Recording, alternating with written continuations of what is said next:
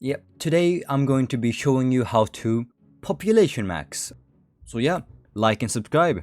These countries aren't going to populate themselves. Oh wow, we actually reserved India without anyone else also reserving it. Well, how great! I don't have to gamble. Honestly, kids, if you've ever thought about gambling, you can only lose 100%. But you can win over 1000. Doesn't that sound good? Also, this is not financial advice, I have to say that because I'm pretty sure that would hold me legally accountable otherwise. Anyways, we're not going to be expanding for this guide, we're just simply going to focus on the important stuff. So let's get on with it. The basis of increasing our population is going to be in 3 sections. The first part of increasing our population growth is going to be in the economic tab. And this one specifically, advanced medical treatments.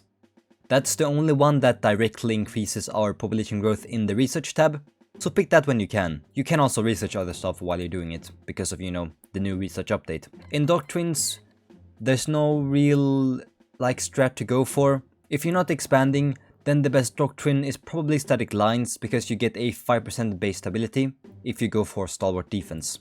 So that's what we're gonna do. And stability doesn't directly increase our population growth, however, having higher stability increases our investment availability, and investments do increase our population growth by quite a lot. Here it is 20%, so that's what we're going to be spamming. Also, maybe remove my infantry, they're taking up cost. For now, early game, we're going to be focusing on political power gain, so you can remove this investment availability immediately and maybe get up your economy. I wasn't really doing that right now, so I'm a bit late to the section, and this is just all to get consumer goods. And maybe increase your tax income too, and your military spending too if you don't have an army, just to get the extra military power gain. Now for laws, first of all, you want to get minimum party loyalty. That's just to increase our political power gain, same with propaganda only. These are the first 2 laws we're gonna go for, just to increase our political power gain. Now if you can afford it, you can also go for education spending and research spending, but we might have to develop early game for now. And doing investments for developing is not really that great. It's kinda random, so you should just develop normally. Also check your leaders tab if you get a chief judge. Always pick them if you get it. I didn't get one right now. It's just mostly so you can get, ignore safety regulations that gives us corruption gain. Just to reduce the corruption, so we can get lower building costs, so we can develop more. Get all your factories up and running, so you can get more civilian factories. You will need a lot of them if you're playing as a big nation. Let's just develop our entire country without any bonuses for now, because we didn't get a chief judge. Also, if you see these leaders, pick them immediately. A political reformer, it should be level 1 and pretty cheap. Here one is very cheap, 420 political power, so pick that one. And also a head of government if you can find one. These are going to be increasing our political power. And yeah, I forgot doing this, but you should also increase your government spending to the highest. That one you should always have on highest. And now we really just have to wait. Or you can just sell some consumer goods, whatever you're doing, just to earn more money. Really all you want to get is advanced medical treatments and some research if you can. That's about it. Now let's check the leaders tab. We do get a chief judge.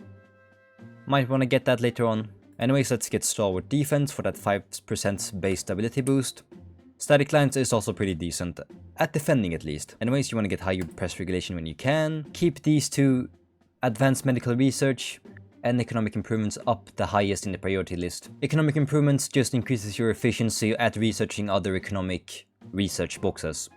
So for example, since we have 3 boxes here in economic improvements, we get a 15% efficiency bonus when we are researching advanced medical treatments. You can also go higher research spending now if you want to, but we want to develop. Now let's get state religion for some more base population growth. Or you can take that one last. It's not as important as the other ones, simply because we're not gonna be population maxing yet. You want to get favor the political elite when you do get your chief judge. That's why it's so important. That way you don't have to spend an incredible amount on anti-corruption. This way, you only spend 80 million, which is still pretty bad.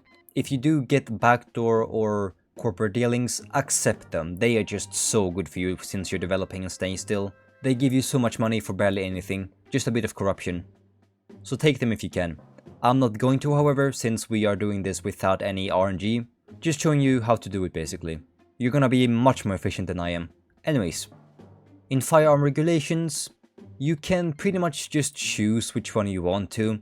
Do you want more stability or do you want more tax income? It doesn't really matter, just as long as you have the highest stability possible, 100. And illegal firearm regulation is the easiest way to get that. But if you're a bit hesitant on deciding, then you can pick other tax modifiers right now, or for now, just so you can get your economy up and running. And you definitely want to get encouraged development. This is both important for investment availability, but also because you can get economic booms, or you can get it beforehand, but this increases your chances of getting economic booms by a lot.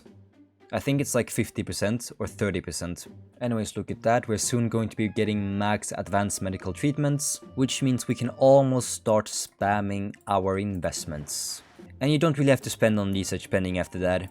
You can if you want to, but I'd say mostly focus your money on actually developing, and then switch to, researching again. It all depends on if you want to fight other people or not.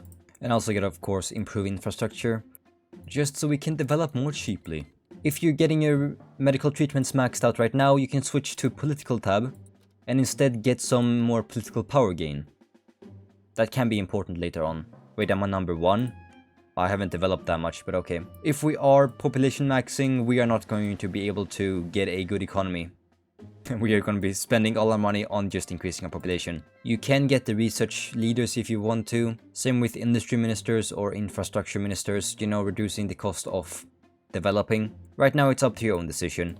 What do you want, what do you not want? You can remove the education spending now. You don't have to spend that much money on that, as long as you just get your political science up and doing something else. I haven't said this, but you obviously don't have to be a democracy to population max. It's different for everyone. These 3 here, they aren't really that important. It's just a 25% boost in investment availability. You can population max as a monarchy or fascism if you want to. Oh, there we go, finally we got an economic boom. You should also be getting it around this time. If you're not, then you might be just unlucky, but you should be getting it at least in the first 4 years. You will have encouraged development on anyways. All you have to do now is improve your political power gain, so we can have enough political power to switch all our laws. Which is gonna cost in total how much? It's going to cost you 580 just to switch everything. And that's excluding, of course, firearm regulation, which you can pick whatever. For me, I'm gonna pick higher or illegal firearm regulation, just to get more stability. There we go, let's get the last firearm regulation.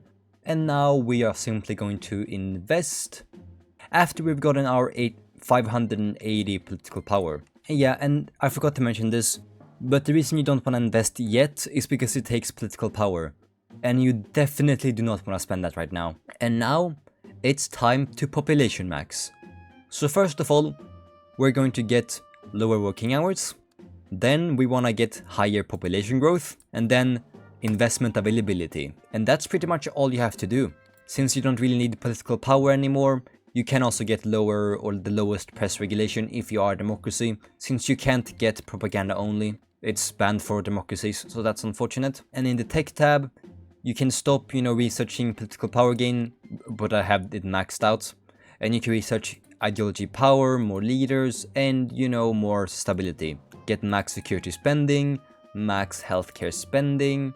And now we simply just invest all. This will obviously entirely depend on your economy. Just focus on investing in things that don't give you factories and things that just develop and improve infrastructure.